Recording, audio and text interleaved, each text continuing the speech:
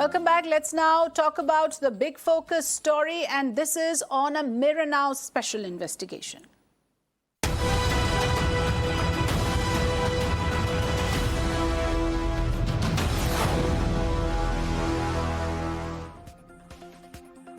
Well, clearly the fact is that over-the-counter acid sale is something that is prohibited by the top court. What you see on your screen is precisely what is happening. We'll give you all the details about what those pictures are all about. The question is the top court order being adhered to? Are people aware that acid cannot be sold over the counter this easily, as we will show you very shortly? Acid has become an easy weapon to target women. 3 cases have happened in a month in Bengaluru, and yet no lessons have been learned. Women remain at the receiving end. Lives have changed forever, and it becomes an uphill task seeking legal justice. But has the staggering number of cases, which we will show you in the graphics, on how the number of cases in India, literally over 150 cases, close to 200, over 200 most of the years except for 2020. Despite these staggering number of cases, have authorities woken up to restrict acid sale, at least not in this manner, at least not make it so accessible that anybody can buy it over the counter? To find out what the ground reality is, Mirror Now conducted this sting and visited 3 shops in Bengaluru, because that is where 3 incidents happened recently. Let's see what happened. Howda?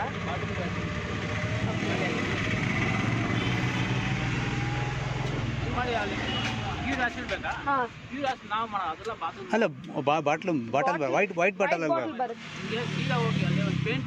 ಹಾಂ, ಹೌದಾ? ಅಲ್ಲಿ ಖಾಲಿ ಆಗಿದೆ ಅಂತ ಹೇಳಿದ್ರು. ಹಾಂ ಹಾಂ, ಬಯಲಿ ಕಾಲಲ್ಲಿ ಸಿಗುತ್ತಾ? ಹೌದಾ? ಓ,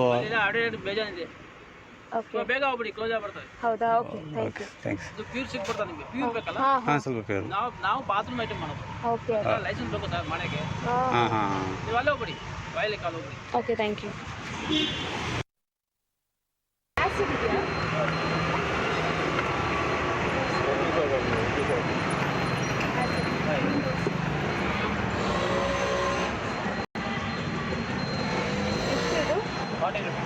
ಇಲ್ಲ ಇದೆಲ್ಲ ವೈಟ್ ಡಬ್ಬದಲ್ಲಿ ಬರುತ್ತೆ. ಬರುತ್ತಲ್ವಾ? ಇನ್ನು ಸ್ವಲ್ಪ ಇದಕ್ಕಿಂತ ಸ್ವಲ್ಪ ಕ್ವಾಲಿಟಿ ಚೆನ್ನಾಗಿರುತ್ತೆ.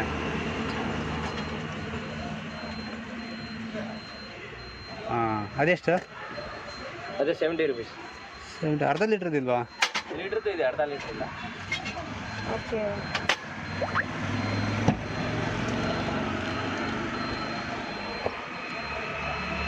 ಬೇರೆ ಎಲ್ಲಿ ಸಿಗುತ್ತೆ?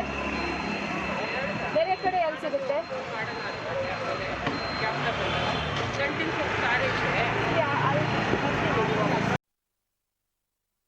Let's go across live to Zoya, who actually conducted this particular sting operation. Zoya, first of all, tell us about the 3 cases that are reported from Bengaluru recently, all of acid attacks, all women victims, and there again you are showing us how easily it's available.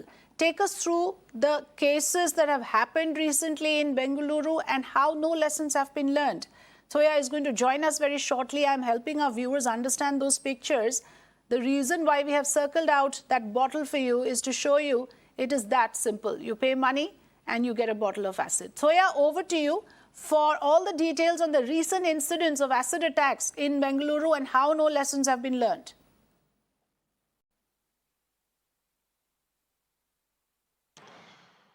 So, well, Afrida, the first incident happened between 2 friends for quarreling for a silly matter, and the accused threw acid on his own friend, and he's badly injured right now, and he is still suffering from the injury. And the second incident, which happened on April 28th, on a love angle, he forces her, and but she refuses his proposal. That is why he pours acid on her, and even she is also suffering right now. The third incident, which happened in Bengaluru 4 days back, that man, he asks the woman, a married woman, to marry him, and she denies it. That is the main reason for him to pour acid on her face, and her right eye is damaged, and she is also hospitalized, and she is also suffering Back to you. So much for taking us through those incidents. It's very important that as somebody who's been reporting from ground tells us the details of these incidents. Let me introduce our panelists this evening. Alok Dikshit, social activist, Nirmal Kaur, former DGP of Jharkhand, and Rupali Vishwakarma, who is a survivor from the Chandv Foundation. Very good evening. Thank you so much for joining us. I would like to go across to all of you with my questions. But before that, let's put on our screens the Supreme Court order on the acid sale. To put things in context, viewers, 2013 is when this order was passed by the Supreme Court prohibiting over-the-counter acid sale. Only select stores with permits are allowed to sell acid. But is that happening? Well, Soya was showing you nothing at all. It is easily available in any random Kirana store. Acid can be sold only after checking ID cards of buyers. Sellers and purchasers of acid must have a license for it. All of that not being followed. Shops selling acid mandatorily required to maintain records, compulsory in fact, for the shopkeepers to keep a record, and the reasons for purchase also have to be put on record. So this is why this issue is important, and it needs a discussion. It needs to be also, of course, be discussed so that people at large are aware why this is so dangerous. Alok Dikshit, if I may start with you, as आप इस मुद्दे से काफ़ी जुड़े हुए हैं और आपको पता होगा किस तरह का एक जो है एक वुमन को, एक औरत को फेस करना होता है अगर उनके साथ इस तरह की घटना हो जाए. क्या आपको लगता है जो हमने दिखाया आज व्यूअर्स को, this open flouting of rules, 200 से ज़्यादा केसेस होते हैं हर साल इस देश में, yet we see complete laxity, किसी को कोई परवाह नहीं है, एसिड बहुत ओपनली मिलता है बेंगलुरु में. जी, मैं कहूँगा बेंगलुरु में नहीं, हर जगह पूरे देश भर में एसिड ऐसे ही खुलेआम मिल रहा है. और इसके पीछे अगर आप पूछे कि क्यों मिल रहा है, मेरे ख्याल से कोर्ट ने जुलाई 2013 में ये आदेश दिया था और तब से इसकी एक लिमिटेशन है. मैं इसको थोड़ा सा हल्का सा बैकग्राउंड देके आपको समझाऊं तो ये सारा कुछ जो अचीव हुआ है, एसिड अटैक पे एक कानून बने हैं, कई सारे एसिड को रेगुलेट करने के लिए कानून बने हैं, ये कोर्ट के जरिए आए हैं. 2006 में ये कोर्ट से सुनवाई शुरू हुई है और 2013 में कोर्ट ने कहा कि इसको रेगुलेट होना चाहिए. लेकिन गवर्नमेंट, उस समय जो गवर्नमेंट थी, उसका रिस्पांस इतना खराब था कि 16 जुलाई को इसके लिए कोर्ट ने, जब कोर्ट में मिले गवर्नमेंट से, कोर्ट ने साफ साफ कहा कि अगर आपने एक दिन के अंदर अगर आपने कोई हमें प्लान नहीं दिया तो हम एसिड को कंप्लीटली ब्लैंकेट बैन कर देंगे, जो कि शायद कोर्ट के लिए भी पॉसिबल नहीं है, जो कि एक अच्छा निर्णय नहीं है, बिकॉज एसिड एक वाइडली यूज सब्सटेंस है. तो बेसिकली 18 जुलाई को कोर्ट में कुछ बेसिक सी बातें बता के कि हम इसको रेगुलेट करेंगे, हम इसके लिए एक वेब ऐप लाएंगे, और इस तरह से इस पे कोर्ट ने रेगुलेशन का आदेश जारी किया. तो मुश्किल बात क्या है कि जब कभी भी कोई भी लॉ पार्लियामेंट से नहीं आता है, वो किसी इंडिविजुअल की लड़ाई से आता है, वो कुछ चंद लोगों की लड़ाई से आता है, मुझे लगता है कि वो रेप्लिकेट नहीं हो पाता. तो आज भी मुश्किल की बात यह कि जिलाधिकारी इसके लिए नोडल अधिकारी होते हैं, एसडीएम के पास का रिकॉर्ड होता है, लेकिन हमारा अपना अनुभव कहता है कि लगभग हर जिले में, देश के हर एक कोने में कोई अवेयरनेस नहीं है इस बारे में. जिलाधिकारियों को भी नहीं ठीक से जानकारी है कि इसका क्या करना है. हमें रेगुलरली चेक रखना होगा. जैसे आपने, मैं वीडियो में देख रहा था कि आपने एसिड खरीदा और फिर आपने जाके दिखाया कि कैसे खुलेआम एसिड मिल रहा है. ये एसिड इस दुकान पे नहीं मिल रहा होना चाहिए. इसको पॉइजन एक्ट 1919 के तहत इसको रेगुलेट किया गया है. इसको स्पेसिफिक दुकानों पे मिलना चाहिए. आपसे आईडी प्रूफ मांगी जानी चाहिए, आपको पर्पस पूछा जाना चाहिए, ताकि अगर कभी ऐसा इंसिडेंट हो तो हम क्रॉस चेक कर पाए.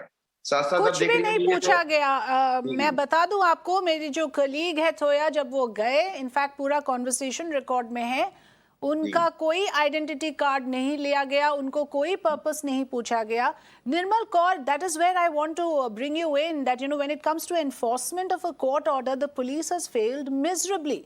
We know that weaponizing acid is a reality. You heard my colleague talk about how it happens with jilted lovers, it happens in a fit of rage between two friends.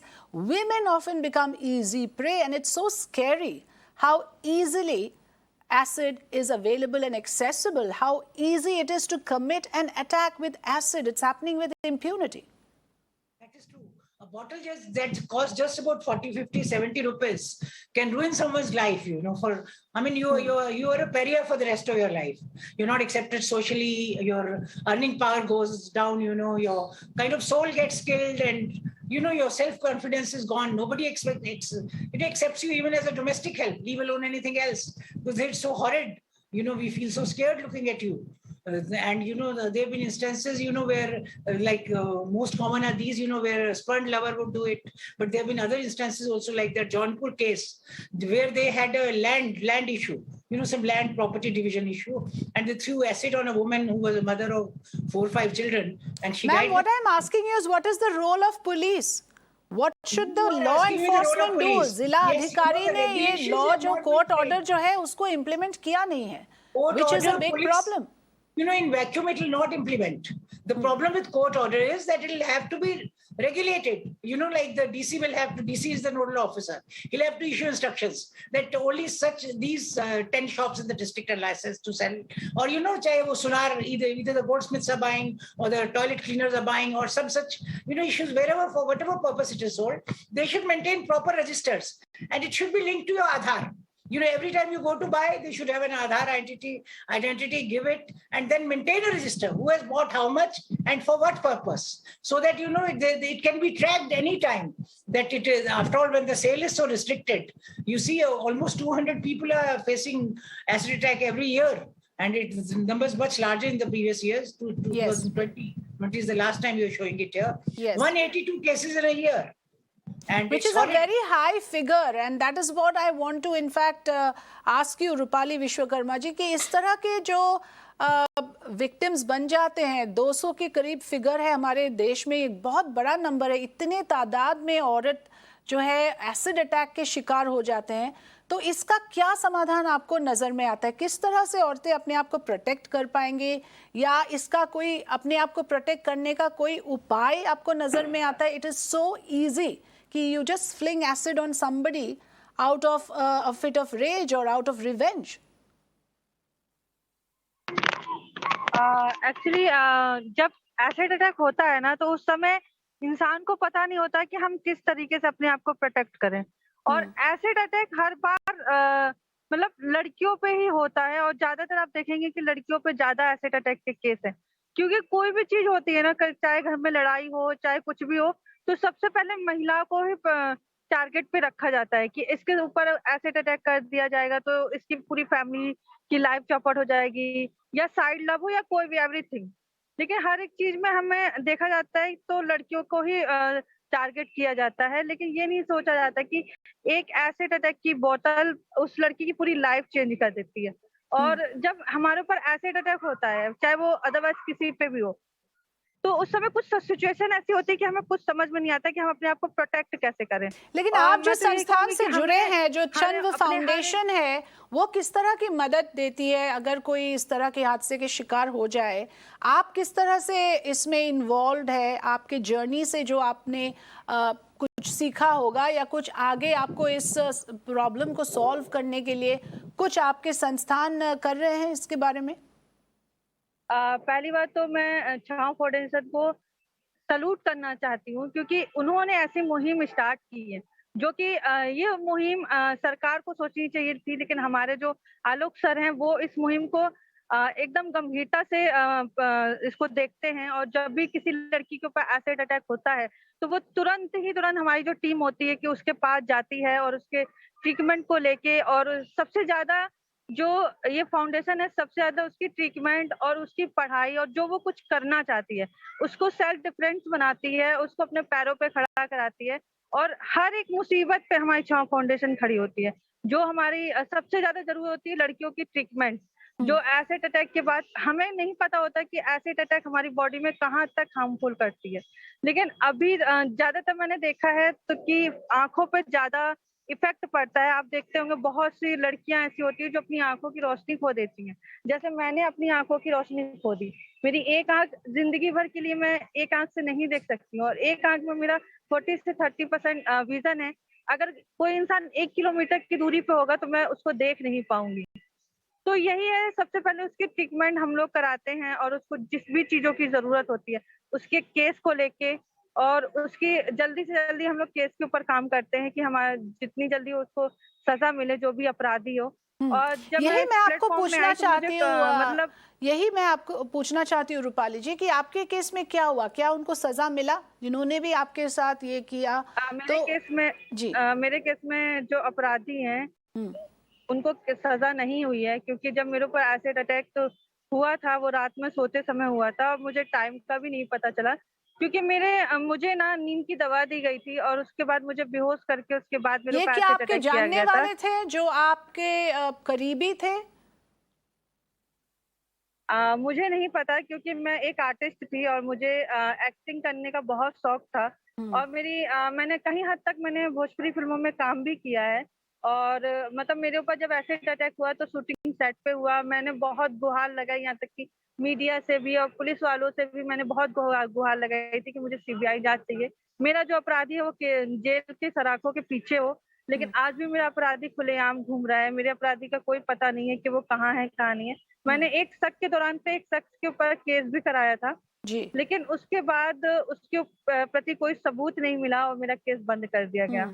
जी आलोक दीक्षित जी, ऐसे कई आपने देखे होंगे इस तरह के एग्जाम्पल। अभी हम सुन रहे थे रूपाली को, तो सबसे पहले तो जो ट्रीटमेंट की बात है उसके लिए भी खर्चा होगा, medical treatment, that would be the immediate priority. उसके बाद एक लीगल बैटल जो उनको फाइट करना होता है। क्या इनफ सपोर्ट सिस्टम है इसके लिए, इस तरह के औरतों के लिए?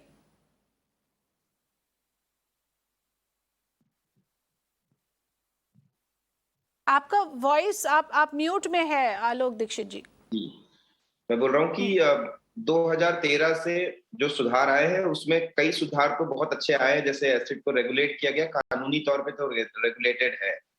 कानूनी तौर पे एसिड अटैक को 2013 में मान्यता भी मिली है। इसको लेके 326A और 326B ये 2 धाराएं जोड़ी गई हैं, जिसमें कि कोई भी अगर शख्स एसिड अटैक करता है तो उसको 20 साल की कम से कम सजा है और अधिकतम उम्र कैद है मतलब।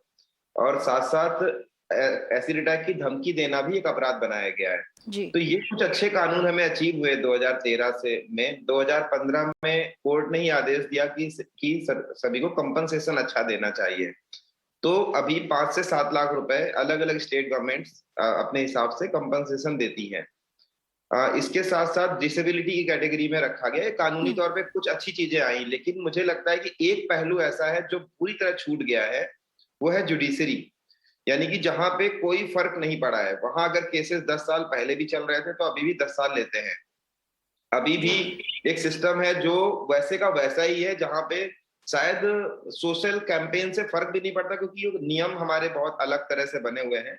हम जुडिशरी को इन्फ्लुएंस नहीं कर पा रहे हैं, वहां कोई परिवर्तन नहीं आ पा रहा है, और ये बहुत ही खराब बात भी है।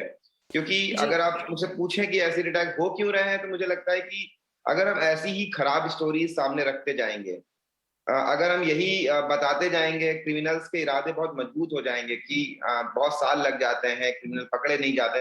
जैसे आपने देखा कि जांच ठीक से नहीं हो पाती है, क्रिमिनल पकड़े नहीं जा पा रहे हैं, 10 से 15 साल केस लड़ता है, लोगों के हौसले कम परास्त हो जाते हैं। तो वही वजह भी है कि लोगों के अंदर एक डर कम है और एसिड अटैक की घटनाएं ज्यादा हो रही हैं। तो मेरे ख्याल से एक और नियम अभी और आना चाहिए। एक और जगह है जो छूटी हुई है इस पूरे अभियान में, क्योंकि नियम आना पहला स्टेप है, शायद इसके बाद फॉलो अप होते रहेंगे। जैसे अगर रेगुलेशन आ गया है तो हम कोशिश करके, सिविल सोसाइटी के लोग कोशिश करके, मीडिया कोशिश करके उसको एक बार रेगुलेट करा सकती है। Yes, that's what we are trying to do. हम वही कोशिश कर रहे हैं कि इन सब चीज़ों के बारे में लोगों को अवगत कराए, उनको पता हो कि ये गैर कानूनी है। निर्मल Kaur, unless we restrict sale, unless there is some sort of a curb in easy access, do you see this menace stopping anywhere? Well, I think we have to definitely make very elaborate selling procedure as per the Supreme Court guidelines, and be able to trace every bottle. Maybe it should be numbered. There should be some record of every bottle that is sold, so that we can always, go back and find out where it is coming from. And lots of incidents are happening. We have to have, maintain registers, like make it really strict how they are sold, and definitely link it with your Aadhaar. the selling, because then definitely nobody can cheat. There are all kinds of fake IDs in the market, but I think Aadhaar is the most authentic ID that we have. So we should definitely link it with Aadhaar, who was buying it for the purpose. And then you can also trace if somebody is buying, or, like in case of any, and if there's a number on the bottle, we can always, go back and the investigation will be much easier. Because as like Rupali is saying, till date, she doesn't know who attacked her. So that means the investigation was lacking, or something happened by which she could not, like maybe she was drugged also, she's saying she was drugged. Maybe somebody was inimical towards her, or maybe it was Yes, some it's love mostly or personal something. animosity. Most of the cases from the data that I have seen, this is being perpetrated by acquaintances who know your movements, and that is what makes it such a dangerous trend. I would have to leave it at that. Alok Dikshit, Nirmal Kaur, Rupali Vishwakarma, thank you so much for joining us in this conversation.